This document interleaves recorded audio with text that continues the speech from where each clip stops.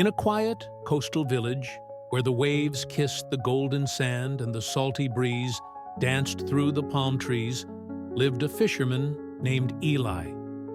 Every morning, just as the first rays of sunlight touched the ocean, Eli would set out in his small wooden boat. The gentle rocking of the waves, the rhythmic sound of the oars slicing through the water.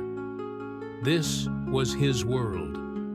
He cast his net, waited patiently, and by noon, he would return with just enough fish to feed his family and sell a few at the market.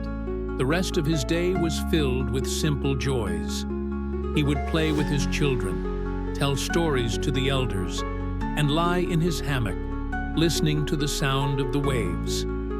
In the evenings, he sat by the shore with his wife, watching the sky turn shades of orange and purple as the sun dipped below the horizon. Life was peaceful, and Eli was content. One day, a wealthy businessman named Victor visited the village for a short vacation. He had spent years building his empire, always planning, always thinking about the future. But despite his success, there was a restlessness in his heart. He had heard about the village's beauty and decided to escape the chaos of the city, if only for a few days. As he walked along the beach, Victor noticed Eli returning early from his fishing trip, whistling a happy tune as he carried his modest catch. This puzzled him. "You're done fishing for the day?"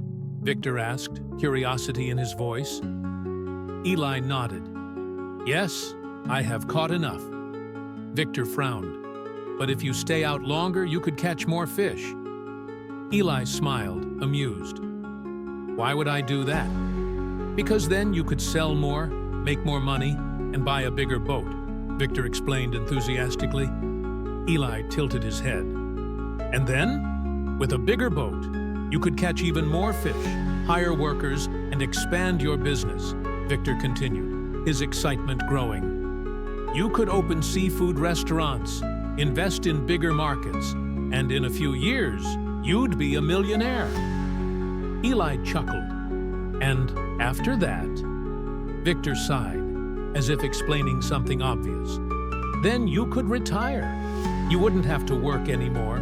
You could buy a house by the ocean, spend time with your family, and enjoy life." Eli burst into laughter. "But that's exactly what I'm already doing now," he said, shaking his head. "Why should I spend years chasing something I already have?" Victor was speechless. He had spent his entire life running toward a future goal, always thinking that happiness lay just beyond the next achievement. Yet, here was a simple fisherman who had already found it. That evening, as Victor sat by the shore, he watched the waves roll in, the soft glow of lanterns flickering in the village. He saw families laughing, children playing, and Eli sitting with his wife, smiling as if he had no worries in the world. For the first time, Victor felt something he hadn't in years: peace. The next morning, instead of reaching for his phone to check his emails, Victor took a slow walk along the beach, feeling the warm sand between his toes.